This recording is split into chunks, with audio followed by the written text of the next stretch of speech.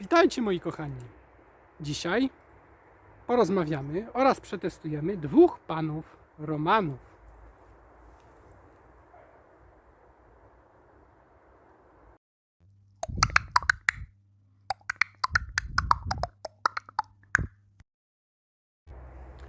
Na wstępie chciałbym serdecznie podziękować mojemu najlepszemu kumplowi od zegarków, Marcelemu, za udostępnienie zegarka do testu. Marceli, bez Ciebie ten film by nie powstał. Szacunek i wielkie dzięki. No to jedziemy z tematem. Jak już zdążyliście zauważyć, znajdujemy się w lesie. Mamy również ze sobą dwa modele Casio G-Shock Rangeman GW9400, czyli Roman. Jeden model jest to model podstawowy, ubrany w czerwone ciuchy z dodatkiem czarnych akcentów, czyli czarnej sprzączki, szlufki oraz atrap wkrętów bezela. Drugi natomiast jest to DCJ. Jest to zegarek limitowany. Zauważcie różnicę między tymi zegarkami. Zaraz Wam pokażę, tak żeby się światło nie odbijało.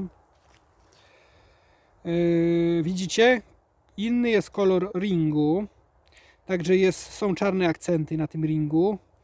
Na tym drugim ringu tego nie widać. Widzicie? Jest taki czerwono-srebrny, a tu jest taki pomarańczowo-czarny. Chodzi mi o ring, w którym upływają sekundy. Również jest kompas. Również kolor napisów różni się. Widzicie? Tu jest pomarańczowy napis, sensor oraz Rangeman. Tu jest napis w kolorze czerwonym. Również kolor guzika. Tu jest guzika włączenia sensorów. Tu jest akurat tego guzika srebrny, a w tym modelu jest czarny z taką fajną jakby pomarańczową, bo tu jest tak bardziej na czerwono, nie? Również kolor włączenia podświetlenia jest, przycisku podświetlenia jest czarny, tu jest srebrny. Jeśli chodzi o atrapy bezela, są w kolorze czarnym oryginalnie.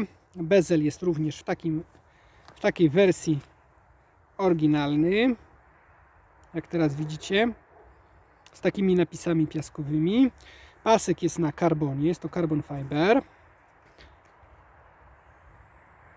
Sprzączka i szlufka są w kolorze srebrnym.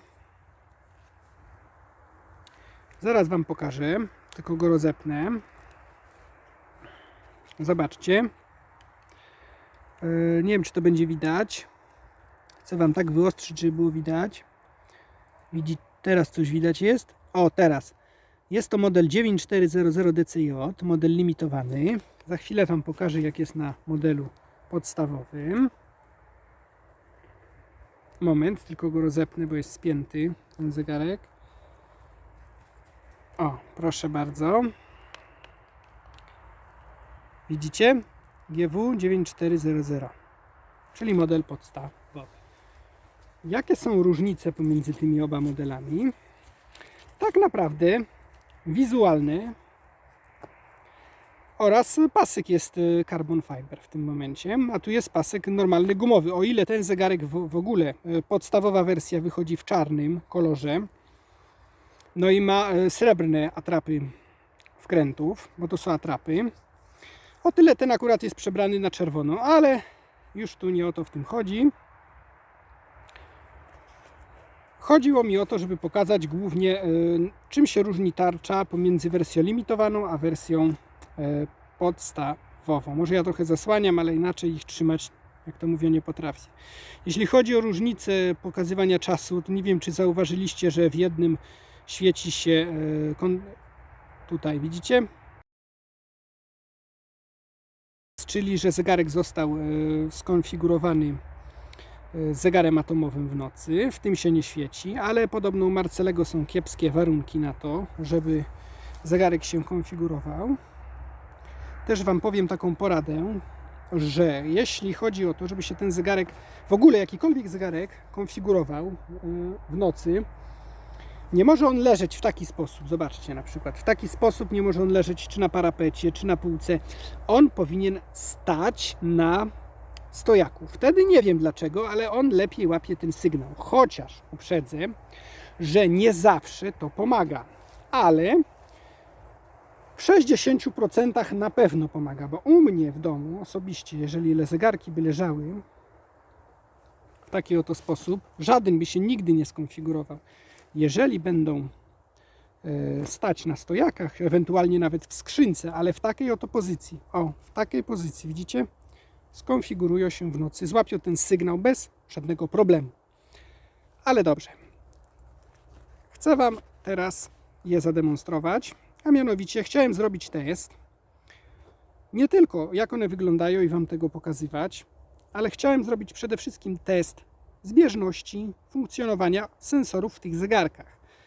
Czy sensory są identyczne, czy po prostu tak na chybił trafił. W jednym zegarku jest inny sensor, w drugim zegarku jest, znaczy się taki sam, ale może mieć inną czułość. No właśnie, sprawdźmy to. To jest mega ciekawe. Zaczniemy więc ten nasz dzisiejszy test i rozmowę o 2 Romanach. Właśnie od tego oto testu. Więc kalibruję zegarki i za chwilę do Was wracam. No moi drodzy, zaczniemy od sprawdzenia kompasów. Czy pokazują identycznie? No tu akurat na razie bez kalibracji. To też tak w małej może odległości od siebie, dlatego że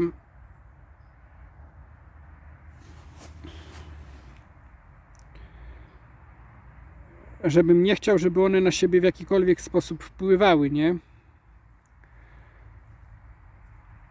Nie wiem, czy to będzie widać. Tak chciałem, żeby to było widać, ale tak z tą ostrością dzisiaj jest nie za specjalnie. Jeszcze trochę słońce się odbija. Poczekajcie chwilkę. Może damy niżej.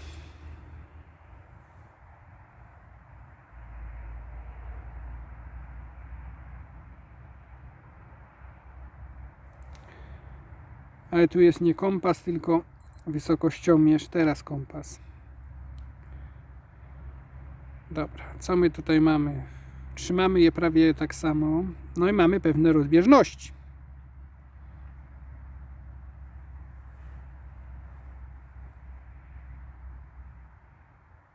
Widzicie? Już wiemy, że kompasy nie są zgrane ze sobą. Zobaczymy, co będzie po kalibracji. Na chwilę obecną, widzicie, mamy pewne rozbieżności.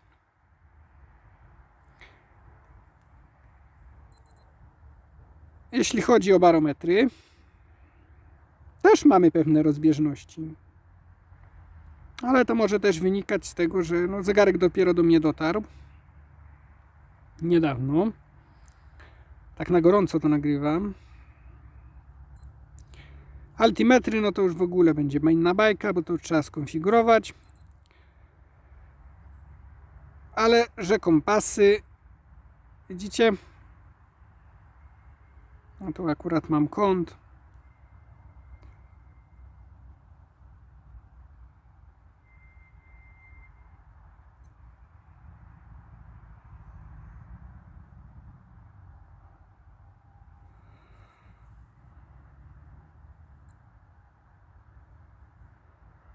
Jeszcze raz, czekajcie.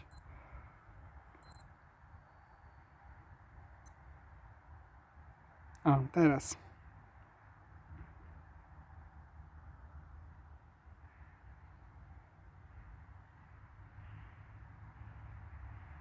Nie chcę, żeby one na siebie jakoś wzajemnie wpływały, dlatego trzymam je w pewnej odległości od siebie. No ale już widzimy, że pokazują skrajnie inne odczyty.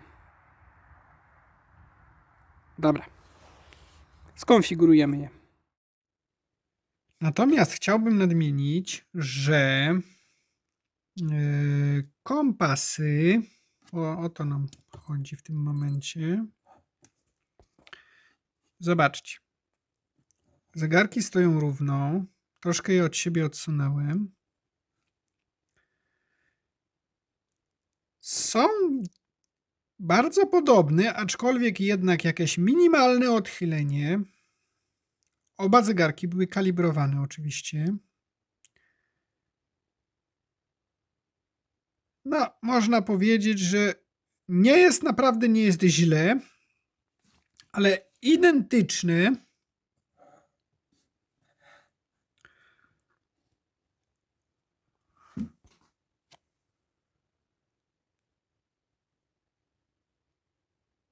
Widzicie?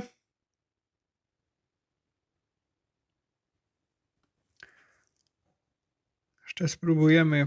Już nie chcę ich do siebie przysuwać z tego względu, że się nam wyłączył. Jeszcze raz kompas i tu już też się nam wyłączył. Jeszcze raz kompas. No nie chcę, żeby one na siebie w jakikolwiek sposób oddziaływały.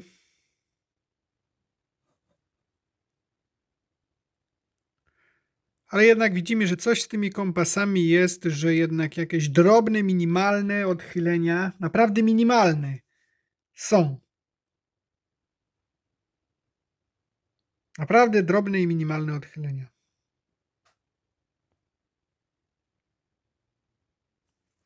To nawet widać po wskazaniach. Jeszcze weźmiemy w inny sposób.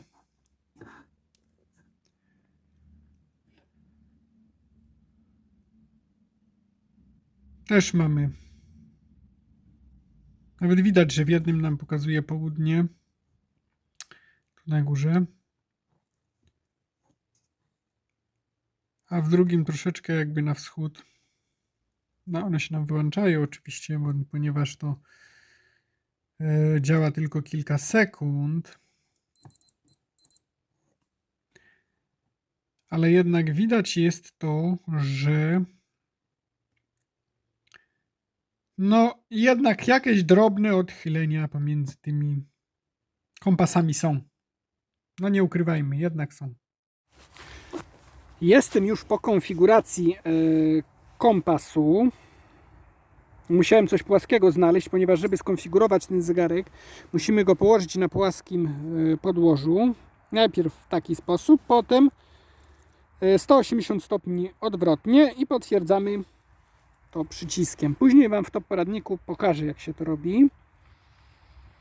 Dla tych, co nie wiedzą oczywiście. Ale dobra, wracajmy do tematu naszego kompasu. Działają? Nie działają. Trzeba włączyć jeszcze raz. Zobaczcie teraz. Widzicie? Nie jest to idealnie. Widzicie?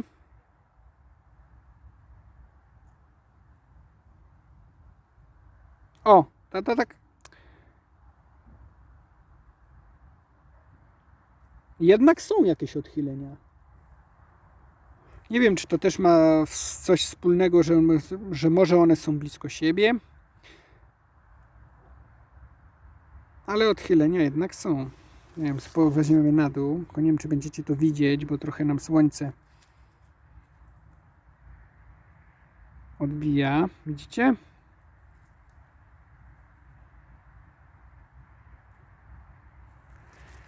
Czyli jednak potwierdza się zasada, że sensory, jak to mówią, żyją własnym życiem, tak? Więc komu ufać? Któremu? Poczekajcie, bo tu mi się coś jeszcze raz trzeba na kompas. Tu jeszcze raz na kompas. No, teraz troszeczkę było.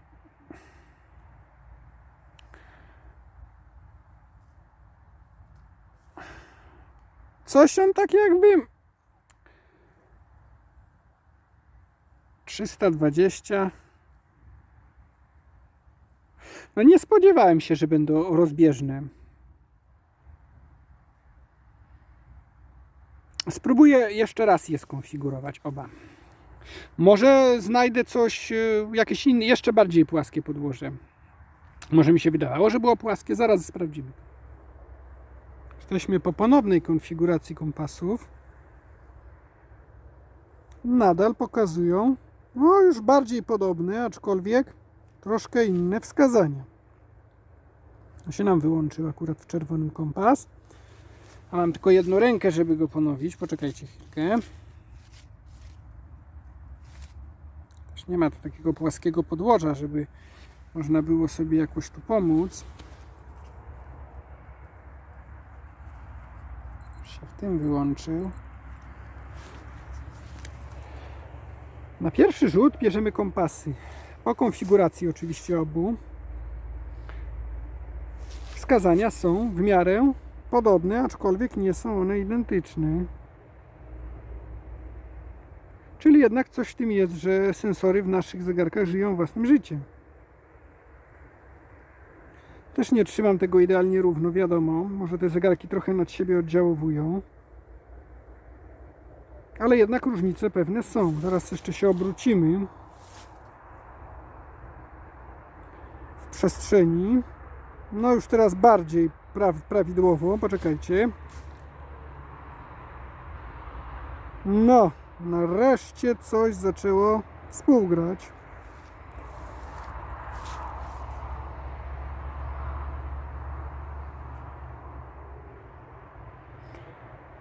No, wyłączył nam się akurat kompas. W tym oto zegarku. Zaraz go ponowimy. I to tak samo. I jeszcze raz.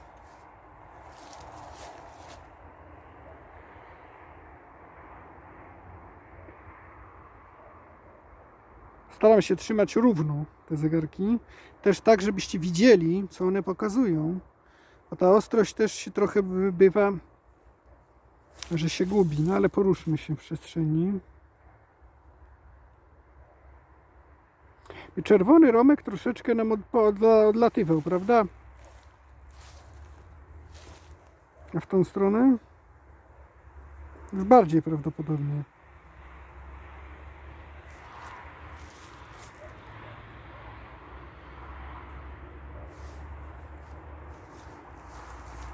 W tą stronę. Powiedzmy, że test kompasów zdaliśmy na 4. Jest blisko, ale nie jest to samo.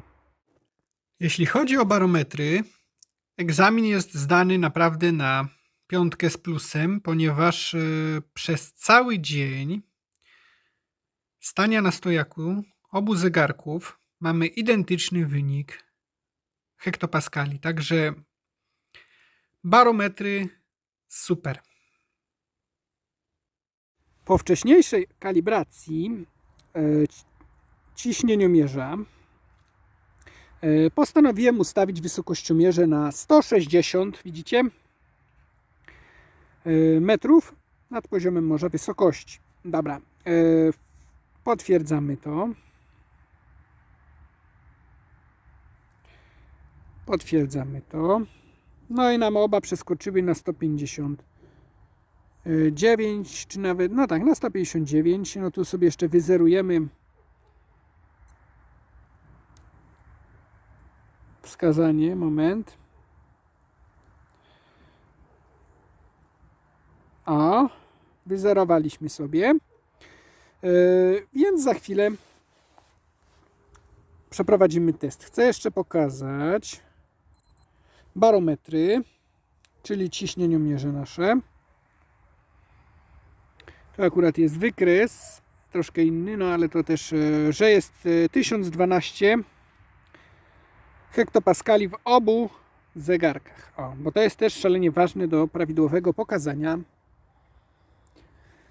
naszej wysokości. No ale dobra, zakładam je, znaczy wezmę je w rękę, wezmę kamerkę.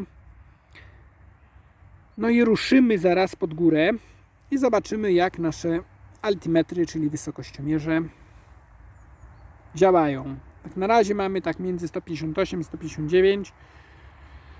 Jakby ten nasz DCJ troszeczkę wszedł w dół, ale zobaczymy. Mamy -1, w tym mamy tak jakby 0, chociaż je kalibrowałem, tak jak widzieliście, na 160.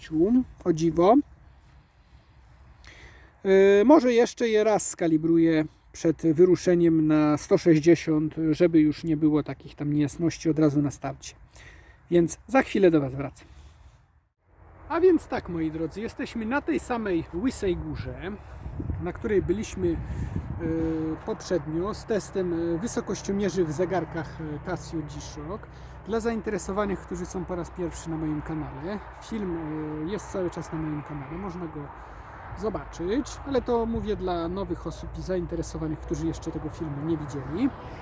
No i za chwilę przeprowadzimy tutaj test 2 Romanów. Ciekawi? Romany przygotowane, skonfigurowane na 160 i ruszamy. Żeby nie być gołosłownym, zobaczcie, po 160 metrów nad poziomem morza oraz jeszcze wyzerowałem na górze, o ile zmieni się na plus czy na minus nasza wysokość. Dobra, a więc ruszamy i mierzymy. Wiecie co, może je po prostu będzie mi wygodniej, jak je po prostu na rowerze zawieszę. Więc je zawieszę i zaraz do Was wracam. Jeden na jednej stronie kierownicy, drugi na drugiej stronie kierownicy.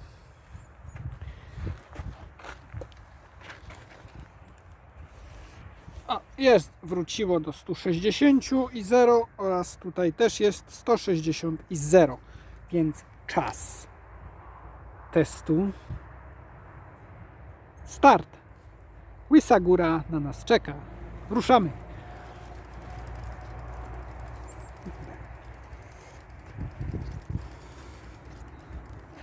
Zatrzymujemy się po bardzo krótkim przejściu. Mamy już 161. Na drugim mamy również 161. No, jestem już z powrotem. Musiałem na chwilę przerwać, ponieważ skręciła się w okolicy Straż Miejska. No i tak nie chciałem panów nagrywać, strażników.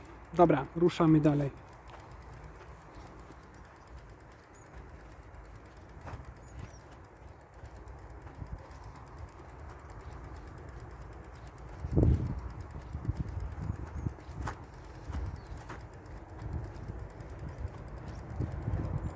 Zatrzymamy się troszkę dalej.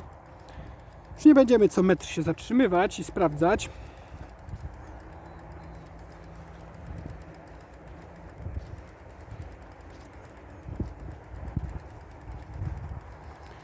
No, coraz ciężej mi się ten rower prowadzi. Dobra. I sprawdzamy naszego DCJ. 166, czyli plus 6. Podstawowym również 166 plus 6. Jak na razie piątka z plusem. Zobaczymy dalej. Ruszamy więc dalej. Zatrzymamy się przed szczytem.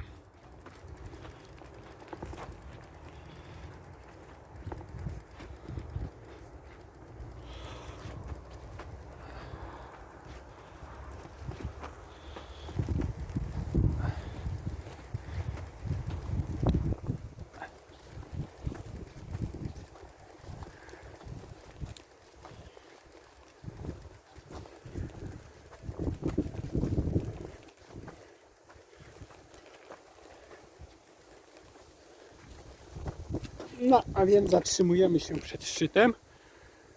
Zobaczcie, jak wygląda druga strona. W tle daleko miasto. I sprawdzamy nasze rąki. DCJ, moment. 174 plus 14.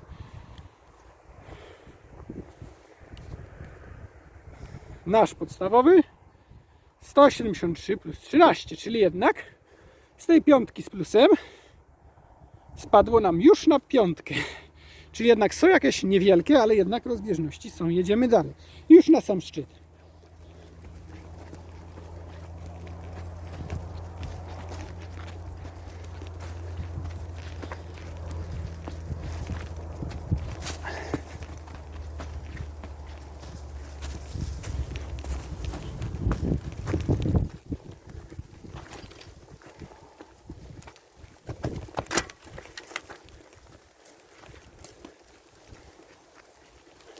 Na sam szczyt, żeby był jak najbliżej.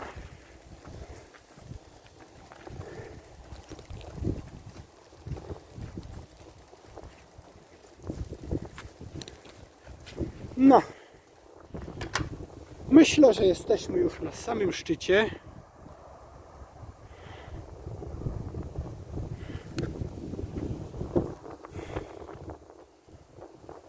Mamy 182 metry plus 22 i 181 plus 21. Czyli moim zdaniem altimetry, czyli nasz wysokościomierz zdał ten egzamin na 5. Bez plusa. Po prostu na 5. Ponieważ jakieś tam drobne rozbieżności mogą oczywiście być. Jeśli chodzi o termometry, o wskazania temperatury w obu zegarkach, to ale muszę z przykrością stwierdzić, że jednak są jakieś drobne, minimalne rozbieżności. Po skalibrowaniu obu zegarków 24 godziny stały na półce w pokoju. Termometry na chwilę obecną pokazują 23,9 oraz 23,8 stopnia Celsjusza. Także jednak jakieś drobne odchylenia, ale bardzo minimalne. Także moi drodzy, dziękuję za uwagę. Myślę, że test się spodobał. Zapraszam również na następne testy, które będą już niedługo na moim kanale. Chciałem też powiedzieć troszkę o zegarkach składakach. Będzie taki odcinek. Dla tych, którzy nie wiedzą, nie są w temacie, myślę, że będzie to ciekawy odcinek. Oraz też chcę porównać Instincta 2X do Instincta 1. Jak bardzo technologia poszła do przodu. Sprawdzimy to w teście. Ciekawi? Zapraszam serdecznie. Trzymajcie się, hej!